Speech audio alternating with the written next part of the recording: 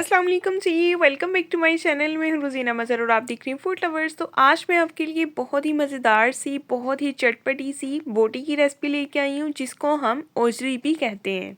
सबसे पहले तो आप इसको साफ़ करने का तरीका देख सकते हैं। बहुत ही प्यार से, हल्के हाथ से आपने इसको साफ़ कर लेना है। इस तरह से इसके अंदर से लेयर सिर्फ साफ़ की जाती है। और ये देखें, ये जो प्लेट में आपको ओजरी नज़र आ रही है, ये साफ़ की हुई है, और ये जो शॉपर में है, ये भी साफ़ करने वाली है। इसीलिए आप गौर से इसको साफ़ करने का तरीका देख लें।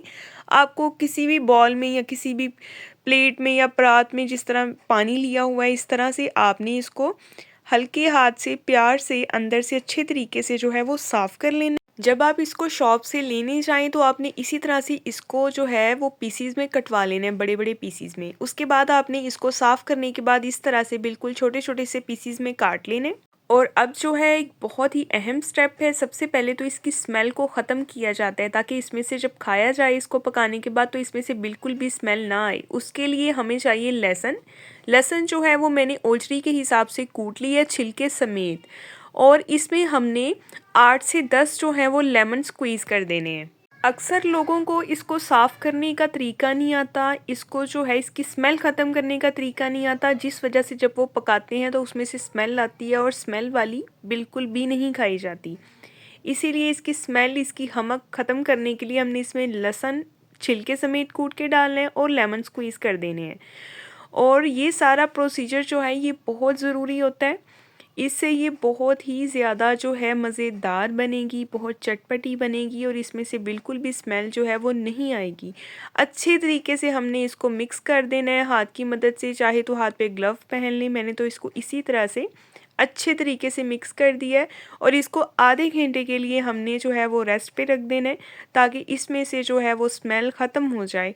और इसका नेक्स्ट प्रोसीजर जो है वो भी बहुत ज़रूरी है, इसलिए आपने स्टेप बाय स्टेप वीडियो को लाजमी देखना है, स्किप किए बगैर देखना है। और इससे पहले आप मेरे चैनल पे अगर नए हैं तो सब्सक्राइब कर दें, वीडियो को लाइक कर दें, बेल आइकन को प्रेस कर दें, ताकि आपको हर नई आने वाली वीडियो का नोटिफिकेशन मिले। इसको अच्छे तरीके से मिक्स करने के बाद हमने इसको आधे घंटे के लिए रख देना है। आधे घंटे के बाद इसको अच्छे तरीके से वॉश करेंगे, और वॉश करने के बाद जो अगला प्रोसीजर है वो मैं आपको बताती हूँ कि क्या होगा। वॉश करने के बाद एक प्यारा सा कुकर लेंगे, और ये देखें सारी की सारी जो ओजरी है वो हमने इसमें डाल देनी है। और इसमें खुला पानी ऐड करेंगे, जिसमें ये अच्छे से डिप हो जाए। और हमने इसको 1 से 2 जो हैं वो बॉयल देने हैं, ताकि इसकी मज़ीद जो स्मेल है वो भी ख़त्म हो जाए, ये अच्छे तरीके से साफ़ हो जाए। इस तरह से ये भी होगा कि इसमें अगर कुछ छिलके रह गए हैं, अगर लहसुन के छिलके रह गए हैं, कुछ पीसीस रह गए हैं, तो वो भी जब हम पानी को डिस्कार्ड करेंगे तो वो भी साथ ही निकल जाएंगे। ये देखें, इस तरह से 1 से 2 बॉयल देने हैं, ज़्यादा बॉयल नहीं करना इसको। जब 1 से 2 बॉयल आ जाएं तो हम इस पानी को वेस्ट कर देंगे और ओजरी को छान कर निकाल लेंगे। और ये देखें, धोने के बाद ये सिचुएशन है, पानी को मैंने डिस्कार्ड कर दिया है। और अब हमने इसमें शामिल कर देना है प्याज, और साथ ही इसमें शामिल कर देंगे टमाटर, और जाएंगे कुछ स्पाइसेस। 1.5 टीस्पून नमक, 1.5 टीस्पून जाएगा सुरख मिर्च पाउडर, और 1 टीस्पून जाएगा इसमें हल्दी पाउडर। और इसमें शामिल कर देंगे पानी। इतना पानी ऐड करना है जिसमें इसको जब स्टीम हम लगाएं तो ये पक के तैयार हो जाए। पानी शामिल करके इसको एक दफ़ा मिक्स करेंगे अच्छे तरीके से।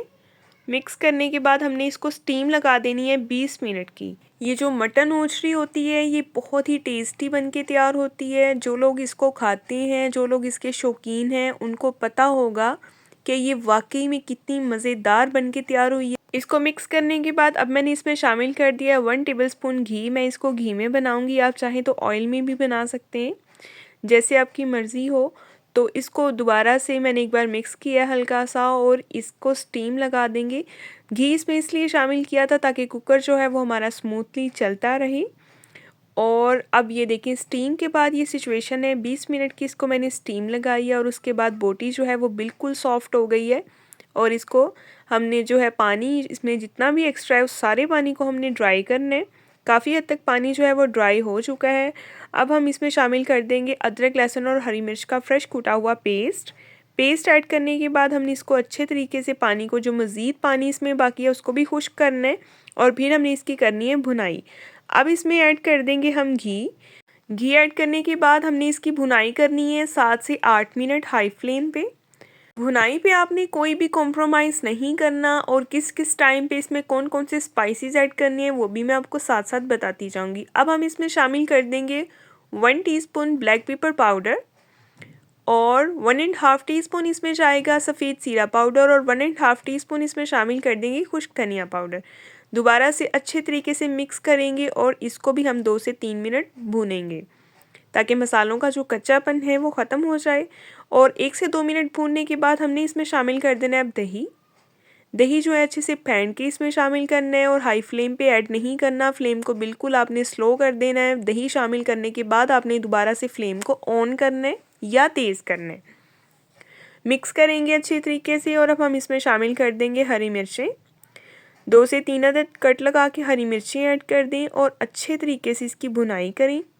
दही ने जो पानी छोड़ा है उस पानी को हमने अच्छे तरीके से खुश्क करना है पहले, और खुश्क करने के बाद दोबारा इसमें ग्रेवी के लिए मैंने 1 कप पानी शामिल किया है। पानी का इस्तेमाल जो है वो आपने गर्म पानी का इस्तेमाल करना है, इससे ग्रेवी की जो स्मूथनेस है वो बरकरार रहेगी, ख़राब नहीं होगी। मिक्स करने के बाद इसको भी हम कवर करेंगे 5 मिनट के लिए। 5 मिनट के बाद आप इसको डिश आउट करें, सर्व करें रोटी के साथ, नान के साथ। नेक्स्ट हम इंशाल्लाह मिलेंगे एक नई वीडियो के साथ, तब तक के लिए अल्लाह हाफिज़।